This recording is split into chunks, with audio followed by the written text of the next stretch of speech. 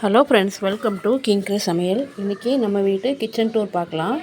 கிச்சனோட வாசல்லேருந்து எப்படின்னு பார்க்கலாம். இப்படி தான் கிச்சன் இருக்குது. எந்த அரேஞ்ச்மெண்ட்டும் பண்ணாமல் தான் டூர் நம்ம எடுக்கோம். இதுதான் எங்களோட சின்ன கிச்சன். இது எல் டைப்பான கிச்சன். கிச்சன் என்ட்ரன்ஸில் இந்த மாதிரி ஒரு விண்டோ இருக்கும். இது போர்ட்டிகோவுக்கும் கிச்சனுக்கும் நடுவில் விண்டோ. இந்த விண்டோவில் பாத்திரம் விளக்குற லிக்விட் அந்த மாதிரி ஐட்டம்ஸ்லாம் இருக்கும். ஒரு மணி பிளான்ட் வச்சுருக்கோம் ஒரு பாட்டிலில். அண்ட் இந்த மாதிரி ஒரு பாத்திரம் விளக்குற ஸ்டாண்ட் இருக்கும். அதில் ஒரு கவரில் இந்த மாதிரி பிளாஸ்டிக் கவர், கேரி பேக்ஸ் எல்லாமே இருக்கும். ஏன்னா அவசரத்துக்கு ஏதாவது எடுத்துக்கலாம். மெயினாக இந்த குப்பை போடுறதுக்காக தான் அந்த பேக் வந்து யூஸ் பண்ணுவோம். கிச்சன் பாருங்கள், இந்த மாதிரி தான் இருக்குது. பிஃபோர் அண்ட் ஆஃப்டர் காமிக்கிறேன் நான். 2 செல்ஃப் இருக்கும் எங்களுக்கு கிச்சனில்.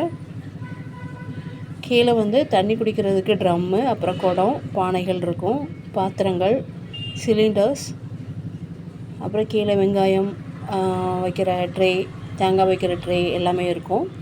சிங்க்குக்கு பக்கத்துலேயே இந்த மாதிரி பாத்திரம் விளக்குற ட்ரையர் ஸ்டாண்ட் ஒன்று இருக்கும்.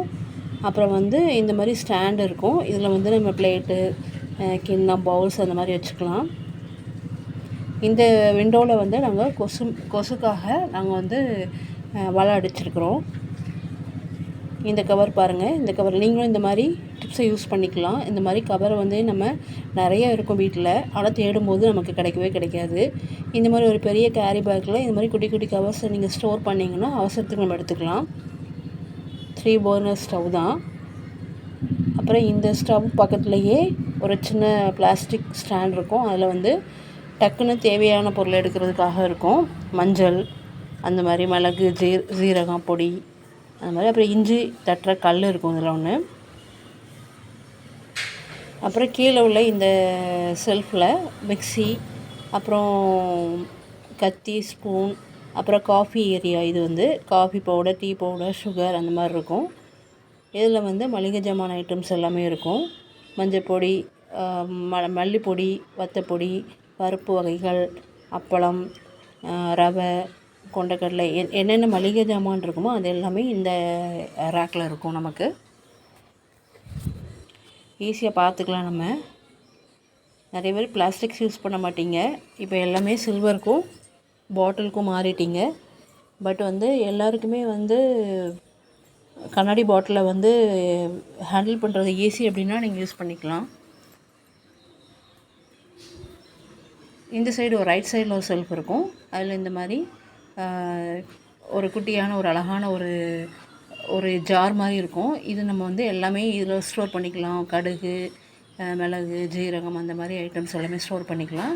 இதில் ஒன்றில் வந்து இட்லி அரிசி, ஒன்றில் சாப்பாட்டு அரிசி இருக்கும். பாத்திரம் விளக்கி சின்ன சின்ன ஐட்டமை நம்ம அதில் ஸ்டோர் பண்ணியிருப்போம் ஸ்டாண்டில்.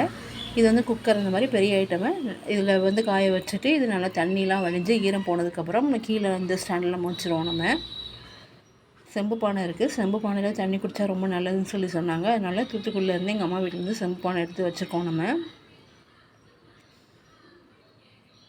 இது வந்து மாடுலர் கிச்சன் கிடையாது, நம்மளுக்கு நார்மலான கிச்சன் தான்.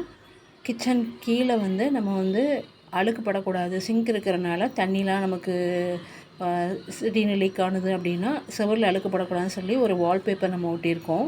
அது பார்க்க ரொம்ப ப்ளசண்ட்டாக அழகாக இருக்கும்.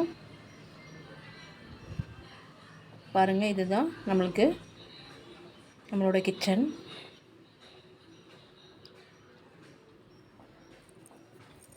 கிச்சனில் தான் லேடிஸ் வந்து நிறைய நேரம் இருப்பாங்க. அதனால் அந்த கிச்சனை வந்து நமக்கு விருப்பப்படி, நம்ம இஷ்டப்படி நம்ம ரீஅரேஞ்ச் பண்ணி வச்சுக்கிட்டே இருக்கலாம். நம்ம ஒரு டைம் தான் நம்ம செல்ஃபில் இந்த மாதிரி பொருளை அடுக்கி வைக்கிறோம் அப்படின்னு கிடையாது. நமக்கு ஒரு கிச்சனுக்குள்ளே போகிறதுக்கு ஒரு இன்ட்ரெஸ்ட் இருக்கணும். கடுப்பே இல்லாமல் நம்ம ஒரு வேலை பார்க்கணும், கிச்சனுக்கு போகிறதுக்கு ரொம்ப ஆர்வமாக இருக்கணும் அப்படின்னா நம்ம அப்பப்போ பொருட்களை எல்லாம் ரீஅரேஞ்ச் பண்ணி வச்சுட்டே இருக்கலாம். பார்க்கவும் நல்லாயிருக்கும், நமக்கு ஒரு இன்ட்ரெஸ்டிங்காக இருக்கும், க்ளீன் பண்ண மாதிரியும் இருக்கும்.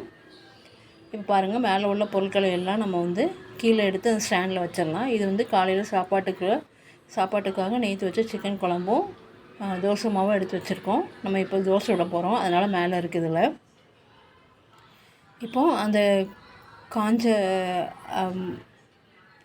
குக்கர் இருக்கு இல்லையா, அதாவது நம்ம கழுவி வச்சு ஈரம் போன குக்கரையும் அந்த தோசை தவா எல்லாத்தையுமே நம்ம கீழே எடுத்து வச்சிடலாம். வச்சுட்டு இதை நம்மளாம் க்ளீன் பண்ணிடலாம். இதுதான் பிஃபோர் அண்ட் ஆஃப்டர். மெஸ்ஸியாக தான் இருக்கும் கிச்சன். எந்த வீட்லேயுமே கிச்சன் க்ளீனாக நம்ம சமையல் பண்ண போகிறோம் அப்படின்னா கிச்சன் வந்து அப்படி தான் இருக்கும். சமையல் பண்ணி முடித்ததுக்கப்புறம் தான் கிச்சன் நல்லா க்ளீனாக இருக்கும். விஜய் சொன்ன மாதிரி இது அடுக்கி வச்ச மளிகை கடை கிடையாது.